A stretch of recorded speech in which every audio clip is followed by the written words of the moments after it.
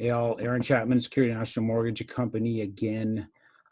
Today I just had to take my daughter over to the school to get in a long line of cars and let her go in, clear out her locker, come right back out, one student at a time. It's quite an interesting event that they're having to put on and try and keep control of the virus and the interaction with other kids. So yeah, real deal out here, man, with this virus thing.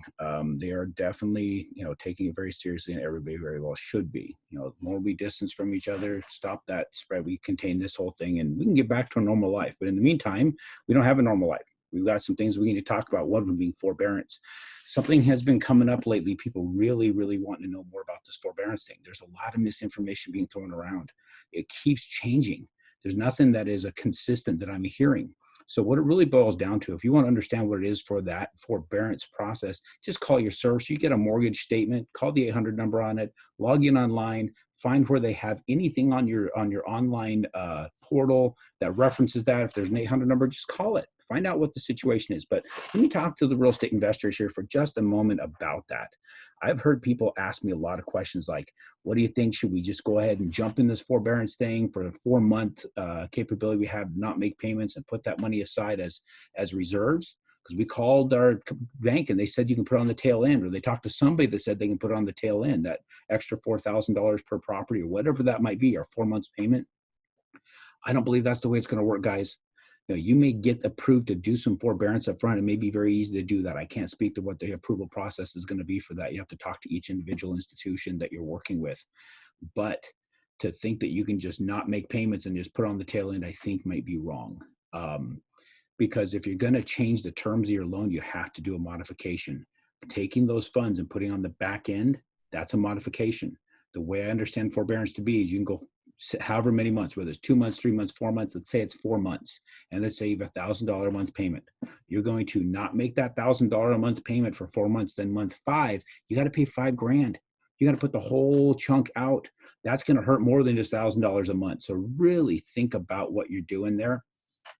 Now, when we're talking modification, if you go through the process of forbearance and then you step up to the plate of month 5 and you're needing to claim a modification need, meaning you have to get all your financials out. I went through that back in 2008. I had to. I went in a motorcycle accident. I was put in a wheelchair. I got memory loss. I had all kinds of things happen to me. I had to negotiate all kinds of things. I went through the process. I had proof. I had $1.7 million in medical bills just in week 1 alone. I had a lot of good proof. But if you're having to prove you have a financial difficulty to make those mortgage payments, but then you find a great deal on an investment property that you want to buy because you saved this capital and you want to go invest, they're not going to let you finance it. Now with conventional financing, you just said that you don't have the financial wherewithal to make the payments you have now. How are you going to get the next one? So think about that when it comes to the expansion of your base. Now, again, just one more time, let's reiterate. Think about it first. Really determine if it's a great need. Find out the real terms from the people that you're making your payments to, not from anybody else. I know that the government package says that if it's government backed, they're giving those terms. But government backed means or if it's a government loan, that's FHA, that's VA, and that's USDA. That's not Fannie and Freddie. They're a government sponsored entity. They are not government backed loans. So you have to understand that, 2 different things. Now, if you're in a situation that's the case because you don't have the reserves, but you've had cash flow in the past, you got to think about how you're operating your business. This is a business, guys. This is not for you to be taking cash flow from right now. This is for your future, not now. If you've got a job that's making your bills, but yet you got this extra cash flow and you're taking that money for goofing off or buying a new vehicle, or you're going to have your business Tesla or something like that, I really am going to question that. I'm sorry I'm busting your balls here, but I'm going to question that. If you're doing it for business, for personal uses, you're just trying to buy something cool. In the corporate world, they call it embezzlement. So think about how you're treating your business.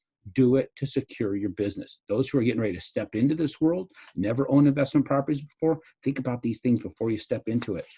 This is a great world to get into. It's definitely an amazing investment to have, an amazing business to have, but you got to set it up right. You got to set those extras aside to be prepared for these things. It's not going to be all rainbows and sunshine all the time. You got to be ready for these things to happen.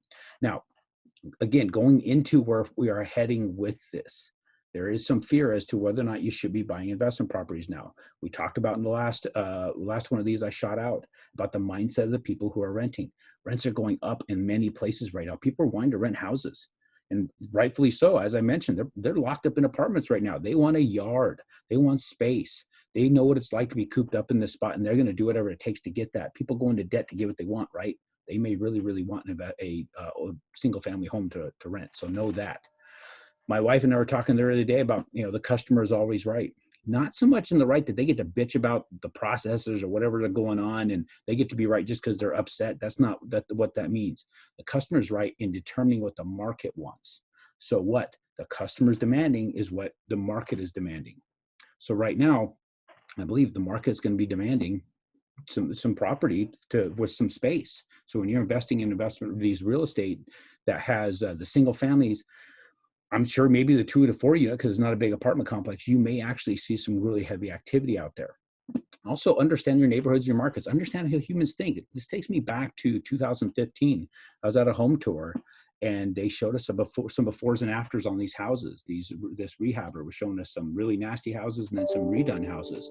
One of the nasty houses was nasty. It was about ankle deep in beer cans and pizza boxes and cat piss all over the place. It was disgusting. I walked into the kitchen, I walked right out. Everybody else was going through the house. I couldn't stand it. I mean, I got a rather large nose and I pick up a lot of scent and I couldn't handle it. So I had to leave.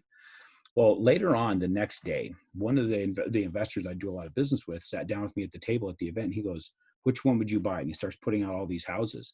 That house wasn't in the list. I said, "I'd buy the cat piss house." He goes, "Why would you buy the cat piss house? That was nasty." I said, "What did you see in that neighborhood as we pulled up in that bus?" He goes, "Well, I saw some pretty nice houses." I said, "What were the people doing?" So they were mowing their yards. They were on the street talking to each other. There was neighbors out. I said, "Yeah. What was this house compared to all the other houses?" He goes, "It was the nastiest house in the neighborhood." It's like, you don't think that the neighbor's going to come over when you're done rehabbing it and you get your new tenant, that they're going to come over with some muffins or some cookies and tell them all about the dirtbag that lived there before? The neighborhood is not going to tolerate somebody messing up your house. You've got a gold mine there. Years later, I asked him how his portfolio was doing and what was his best house. He said the cat piss house. So understand people, understand how they think and what their circumstances are, and that will lead you to a successful business. Thanks for watching, guys. Think a lot about your business. Think about what you're doing right now with this forbearance thing, whether or not it's a carrot that you're trying to jump into or something that's going to actually hurt you.